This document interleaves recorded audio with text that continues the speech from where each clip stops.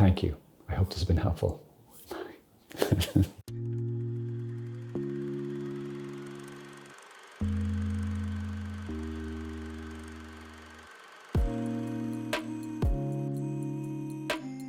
Objectively, yes, we can experience God, but that doesn't mean we necessarily experienced him in the usual meaning of that. Like, I saw him, I heard him, my senses had some engagement with him. So, for example, you receive Holy Communion and you don't feel anything, you don't see anything, you don't hear anything. It's internally, there's no nice feelings, just blank in a desert, but you actually experience God. God connected with you, and you can connect with him in those situations by faith. We know that stuff, okay? And faith needs to be the ground, the bedrock, the foundation on which we build, not emotional experiences or consolations of God, or kind of like putting them before the relationship based on faith, and you could say on fact, the fact of our faith. So the prophet Elijah, he's a great biblical example of a great saint who had these amazing experiences of God. So he's on Mount Carmel and he calls all of the prophets of Baal, all the prophets of the false god, to have basically a big old showdown on Mount Carmel. And he says to all the people of Israel and to the prophets, okay, let's stop straddling the issue. Let's find out who the real God is. So you get your sacrifice ready and call on your God, and then I'll call on my God, and whichever God answers with fire, basically to consume the sacrifice by heavenly fire, that's the true God. The false prophets try, nothing happens. Elijah pours loads and loads and loads of water on it, just to rub their nose in it. And then he calls upon God, just one guy against hundreds of other prophets. He calls on God, and God burns the thing to a cinder, nothing left. So this amazing moment of triumph and God answering from heaven with fire, that's pretty impressive. He also very soon after that had this experience where he felt no presence of God. He was really felt desolate. He was being hunted, and the queen in the country was trying to kill him. And he has this experience on another mountain and just praying, searching for God. And there's these 4 different manifestations. Okay, so there's a fire, there's a huge wind, and there's an earthquake, the first 3. But after each of these, it says in 1 Kings chapter 19 that God was not in the fire. God was not in the wind or the earthquake. And then it says there was a still small voice, or a whispering wind. This really quiet thing. And it says that God was in that. Then Elijah got on his face and covered his head because he knew he was in the presence of God. Brothers and sisters, that is typically the way God speaks. It's not in the big extravagant, oh my gosh, Jesus just appeared in my bedroom and there's angels everywhere. Wow. Like, that's not normal, okay? It sometimes happens. If it does, talk to your spiritual director. But for most of us, Jesus talks in the still small voice. Jesus talks so quietly, most people miss him. So when God speaks to you quietly, when he gently touches your spirit in some way, do you notice it? Because if you'll be faithful with small things, Jesus says, he will trust you with great things. If you want a deeper experience of God, a deeper relationship with God, be faithful with the relationship you have with him right now. Don't despise it, but treasure it. And if God touches your soul even a little bit, then let's start to celebrate, because it's the same God. He's just talking quietly. Like if you have a baby, the baby is like awake and moving around and all that. It's the same baby as when it's asleep and quietly whispering just on your shoulder, maybe sleeping. And you can delight the same way, and maybe even more when that baby is asleep, especially if it's a difficult baby. And so too with God. What are the ways that St Ignatius says you can experience God's consolation, which is a way of experiencing God's presence? It's him touching your soul. So tears, peace, joy, love.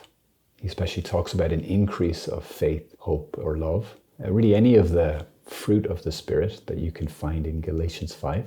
Love, joy, peace, patience, all of those ones. You will experience this in your soul. You'll experience an increase of it.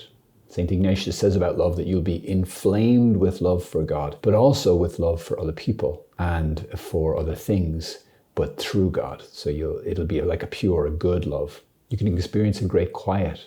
It is very much like peace, but a quieting of your soul. If your thoughts are always racing, your emotions are always racing, and then suddenly in prayer, and it's this quiet and this peace, you could cut it with a knife, as we say in Ireland. It's palpable and thick. You just want to sit in it. It's just beautiful. Sometimes if you walk into church, you just sit quietly. There's no one else around. You'll experience this. It's this incredible peace. And it's not that you have to say anything to God. It's not that you have to start praying. Just sitting in that peace. And what I recommend that you do when you're there is just enjoy it. St Ignatius also says you can experience an interior joy that calls and attracts to heavenly things. So like spiritual stuff, God stuff. You want it, like to read the scriptures. You're like, oh my gosh. You just have this amazing attraction towards it. And my recommendation is you give in to that particular attraction and temptation, okay? It calls and attracts us to heavenly things, but also to the salvation of our soul. You want salvation more. You want God more. You want to pray more. And this is often how God will act upon our soul. He will affect our desires. Now this can be part of how we hear him. But today, I'm just wanting to focus really on just experiencing him, that your desires shift, that the things you wanted, the worldly things that you're often chasing after, in this time of prayer, this experience of God, they fade. They kind of lose their grip. And holy desires, good desires, the desires of the Spirit, St. Paul calls them in Galatians 5. These things increase and manifest, and we can feel them powerfully, and we can really long for them.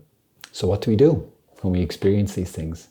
So number one is to be attentive to them, because sometimes they start very, very subtly. And even before being attentive to listen for them, we need to be faithful to pursue God. Not because we might get a gift like this, or we might get consoled, or we might have a vision, but because we want God in our life. And he deserves our following and our listening. Be faithful in your prayer. Be available to him. Listen to him. Don't be so busy about your prayer that you forget to listen to him. He's the one you're trying to connect to. And then if he moves in your soul, if he gives you a joy or a peace or a shift, a sudden freedom from something, a temptation or even an addiction you've been struggling with, it's just faded. Okay, just be there within that. Just rejoice in that. Thank him for that. But quietly, peacefully, enjoying his presence, enjoying his touch. This is when God, in consolation, this is when God takes you to himself and pours love into you in a tangible way, where you can experience. So let him love you. Let him spoil you. This isn't a bad thing. You don't have to be suspicious. You should be happy. Okay? Smile. This happened to many, many, many of the saints. I'm sure all of them. That these, not the big stuff, the small stuff. St Francis of Assisi particularly, whenever he would feel even the slightest move of God touching his soul, he would stop whatever he was doing. So if he was with the brothers, they talk about it when he was walking to different places, if he was with some of the brothers and he felt God move in his soul, he would tell the brothers to go on, and he would get off the road and just hide himself, climb into the ditch. He'd put his hood up so he could hide if he couldn't do anything else. But he would just get to a place where he could be alone with God, and he would just enjoy God. Because he knew that this was an experience of God loving him, and he desperately needed the love of God. It is the love of God that will change us, brothers and sisters. It's the love of God that transforms us. And not always, but sometimes he manifests it in a way we can tangibly feel. Don't spoil it. Don't miss it. Enjoy it. Drink deep until it's past, and then go about your business. And see if for yourself, you're probably not living the same kind of life that St. Francis is, but is there ways that we can be attentive to this stuff, and then when it does come, to not rush through it, just to wait on it, enjoy his presence and gently speak to him. And then if it passes, just to thank him. And what you will experience with these experiences of God, they will leave an afterglow in your soul. Not like the joys of the world that are only joyful, they only make you happy when they're happening, and afterwards you feel hungry again and desperate again and you need more. The joys of the Holy Spirit, the joys, the touch of God, they leave a sweetness that lasts. There's an afterglow that can last for days and days and days. And if you are a good steward, if you look after them and you don't throw them away, rushing after the world again, these can actually last for weeks on end in your soul. So there you go. It is possible to experience God. It is one of the most beautiful things on the earth to experience God. And you probably have already, but maybe you didn't realize it. So I invite you to be attentive in your prayer and to be very grateful when you feel any of this, and you don't have to be suspicious of it. I hope this has been helpful. God bless you.